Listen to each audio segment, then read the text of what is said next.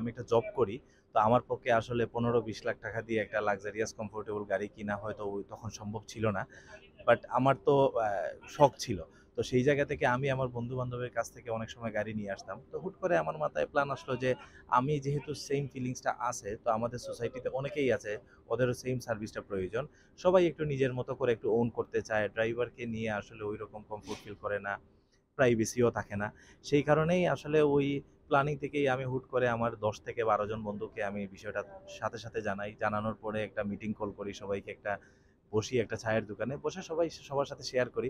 ওইখান থেকে প্রায় ৭ জন আমাকে এগ্রি করে, আমাকে ইন্সপায়ার্ড করে, আমাকে আরো সাহস দেয়। তারপর থেকে আমরা এই ২০২৫ সালের জানুয়ারির শুরুর দিকেই আমরা শুরু করি বিসমিল্লাহ বলে।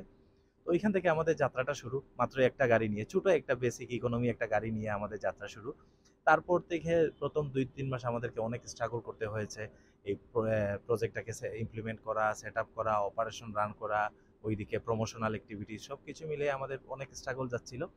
তো এরপরে এই ২-৩ মাসের এই স্ট্রাগলের মধ্যেই আমাদের প্রায় ৪-৫ জন বন্ধু-বান্ধব এটা থেকে লিভ করে। ওরা নিজ থেকে ইচ্ছা করেই লিভ করে। তারপরে শেষমেশ আমি সহ আমরা ৪ জন রয়ে যাই। তখন আমরা আবার ডিসকাস করি যে আমরা আমরা এটা হাল ছাড়বো না, আমরা এটা শেষ থেকে ছাড়বো। ওই জায়গা থেকে আসলে গত লাস্ট ২-৩ মাস থেকে আমাদের একটা সবকিছুই স্মুথ হতে শুরু করে। তো আমাদের দীর্ঘদিনের যেহেতু প্রচেষ্টা ছিল যে ইন্টারন্যাশনাল একটা সার্ভিস বাংলাদেশে শুরু করব, সেই সুবাদে আমরা এই ২০২৫-এর প্রথম থেকে এই যাত্রাটা শুরু করি। তারপর থেকে আলহামদুলিল্লাহ আমরা অনেক রেসপন্স পাচ্ছি। তো আমাদের ফ্লিটে ইতিমধ্যে ২০টার উপরে গাড়ি চলে আসছে। এই গাড়িগুলো দিয়ে আমরা কন্টিনিউয়াসলি সার্ভিস দিচ্ছি।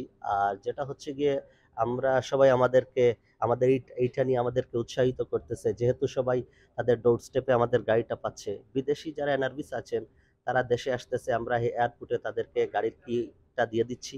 উনারা গাড়ি উনাদের মতো করে চালাইতেছে, দেশে থাকতেছে। তারপরে আবার যাওয়ার ঠিক আগ মুহূর্তেই আমাদেরকে গাড়িটা হ্যান্ড ওভার দিয়ে যাচ্ছে।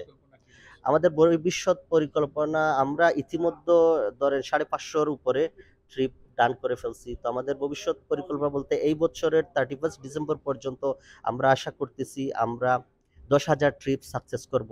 সাথে আমাদের এই গাড়ির ফ্লিটটি 100 প্লাসে রূপান্তরিত করব। কিভাবে শুরু করলেন? আচ্ছা, আসসালামু আলাইকুম। আমি ইফতেখার ইরাদ, co-founder ইউড্রাইভ। তো আসলে বেসিক্যালি আমার আদার্স বিজনেস আছে। আমার ফার্মের নাম হচ্ছে ইনোভেশন 360। আমি ২০১৭ সালে যখন পাঠাওয়ের লঞ্চিং ইভেন্টটা করি, তখন থেকেই আসলে স্বপ্নটা দেখা শুরু হয়। পাঠাওয়ের co-founder ইলিয়াস সাহেব, উনি আমাদের বয়সে ছোট হবে। বাট উনারা যখন পারছে এই জিনিসগুলা, তখন থেকে আসলেই আমরা এই ধরনের একটা জিনিস করার চেষ্টা করেছি। পরে লাকিলি আলহামদুলিল্লাহ আমি আরেকটা ক্লায়েন্ট আমার বেক্সিমকো, উনাদের সাথে ট্রান্সপোর্টেশনে লাস্ট 6 ইয়ার্স ধরে কাজ করতেছি। তো লাস্ট ইয়ার আসার পরে হঠাৎ করে মনে হলো যে এই বছর আমি একটা কিছু করব এই ধরনের। তো লাকিলি আসলে এটা বলতে পারেন আল্লাহর একটা অনেক বড় নিয়ামত যে আমি আসলে উনাদের প্ল্যানেই ছিলাম না। তো উনাদের আসলে বন্ধু-বান্ধব নিয়ে উনারা যখন কাজটা স্টার্ট করে, হঠাৎ করে আমার কাছে কল আসলো। আফজাল ভাই বলল এবং হাসান ভাই বলল, "ভাই আমরা এই ধরনের একটা কাজ করতে চাই। আপনি যদি ইন্টারেস্টেড থাকেন তাইলে আমাদের সাথে জয়েন করতে পারেন।" তো আমরা হঠাৎ করে ২০২৪ সালের এইরকম অক্টোবরের দিকে একটা মিটিং হয়। তো এই মিটিংয়ে প্রায় আমরা ১১ জন ছিলাম। তো এই ১১ জন থেকে আস্তে, আস্তে আসলে আমরা ৪ জনে চলে আসলাম। তো এইটাই ছিল আমাদের আসলে জার্নিটা আরকি।